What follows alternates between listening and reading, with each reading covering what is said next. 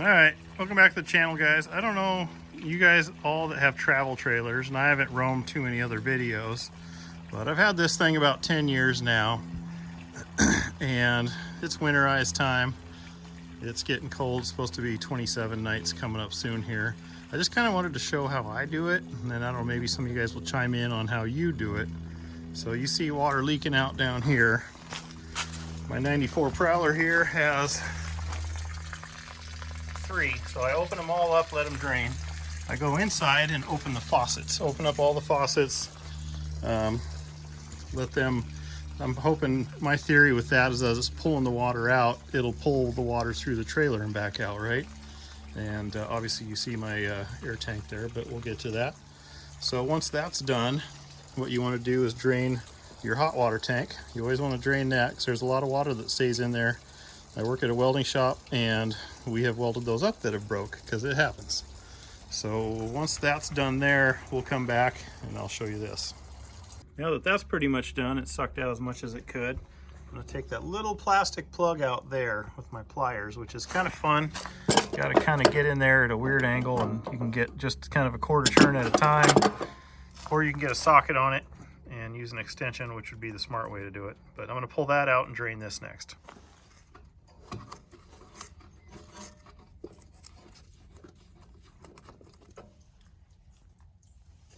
Well, nothing came out. Did a good job of draining the lowest point there. That's what those are for.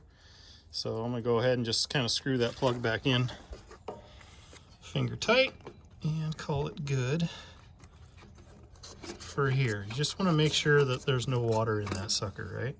Now I'm going to put my plugs back in those and crank them down. Not tight, but like, you know, I don't want them to leak because we're going to blow some air pressure through the system, through the city line. So this is a little air regulator that I had for painting and doing other things and whatnot. This is an air tank that I had. I have a compressor in the shop, just don't have it out there. But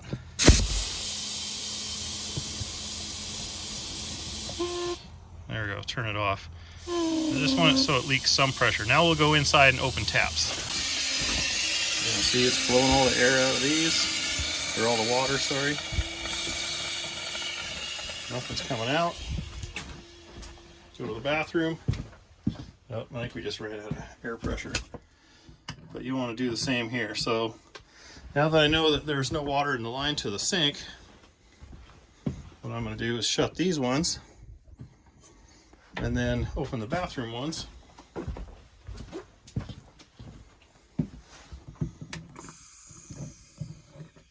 And go recharge that air tank and hook it up again, and then we'll blow out the lines to this one. Here's how I refill the line. That goes to my air compressor. All right, so we'll hook her up, run in the trailer. This is way nicer with 2 people, but get in there and make sure that the sink in the bathroom is getting blown out. Sounds like it is. See, blowing out the water. Do the toilet too.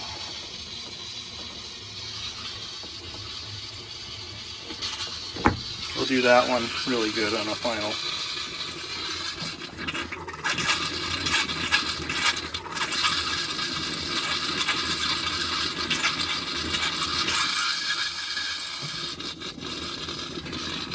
Turn off the hot line since we drained the hot water tank. Open up both the cold ones, see what happens. Nothing coming out.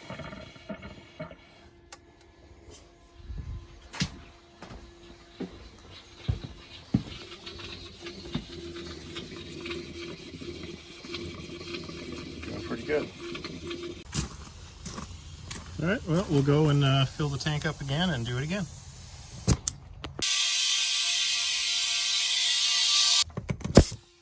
we go. This time we're going to concentrate on the toilet. So we're going to go in there and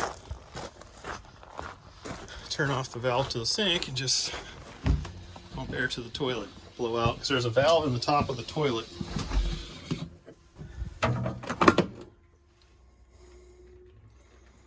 There's a valve in the top of the toilet on the back.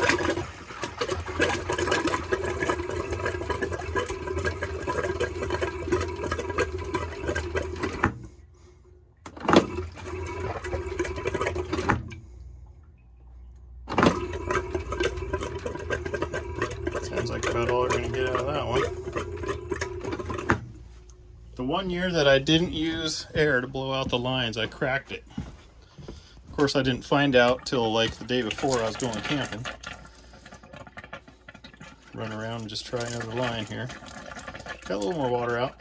I'll do that probably one more time. Refill the air tank and double check lines like this.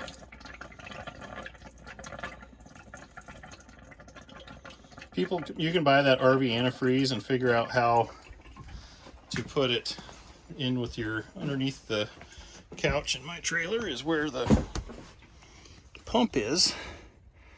But where would you tap into that to plumb the RV antifreeze in? I guess you could take that line off, but nothing's leaking. I don't want to screw with it.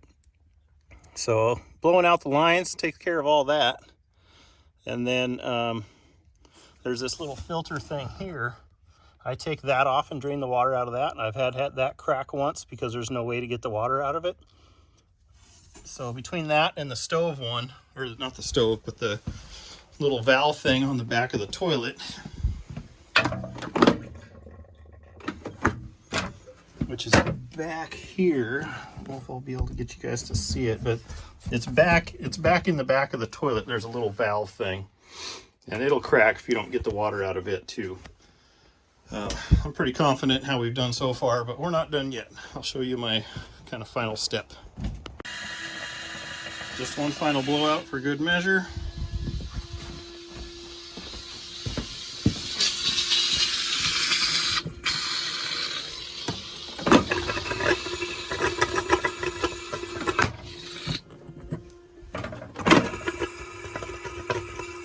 Nothing but air coming out of everything, so we're good to go there. I'll just let that go ahead and finish off, and yeah. So the final step that I do, and people might find this weird, but you're just keeping stuff from freezing, right? I take antifreeze, just find the cheapest antifreeze you can buy at the store, and dump it down all the drains. I dump some in each one, and then, oh, got an angry LED light here. And then I go and I put some in the sink drain. I know these things don't have a P-trap or anything in them, but I just do it for safety's sake.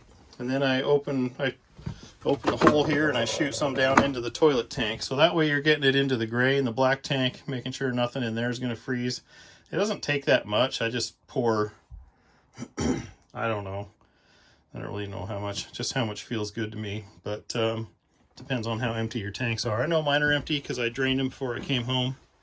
But that's the final step for me, is a bunch of antifreeze down in the holding tank so that they don't freeze up. Now I take a plastic water bottle and I just cut it in half, and that way it kind of helps keep the antifreeze off of anything else. I might struggle here because I'm trying to do it for video.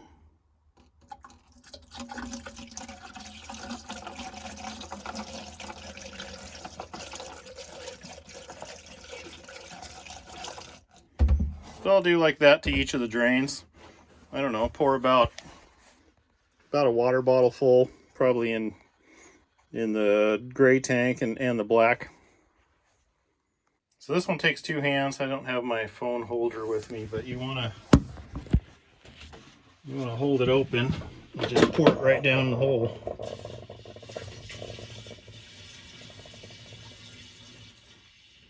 And that'll keep all that from freezing. I don't have much left, but the rest of it goes into the final sink. I know they all go to the same spot, and that's it. I almost forgot one thing. We got to drain that filter on the water pump.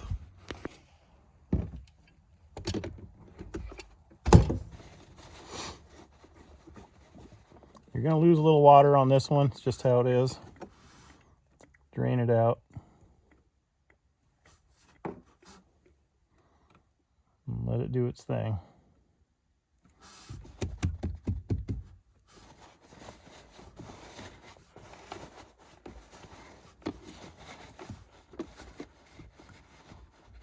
Okay, looks like it's done. Let's go ahead and put that thing back on there.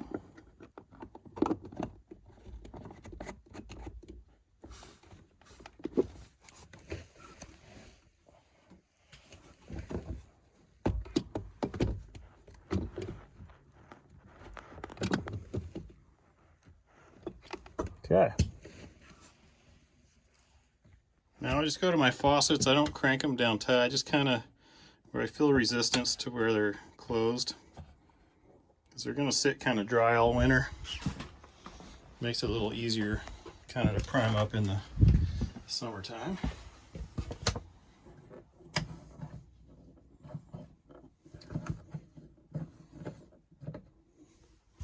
Good enough.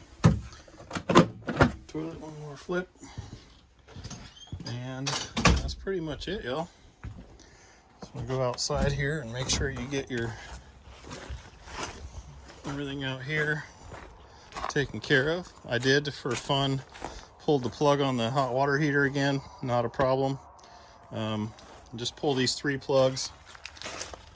See if there's any water that got pushed down there when you did it. Let me try that real quick. A little bit.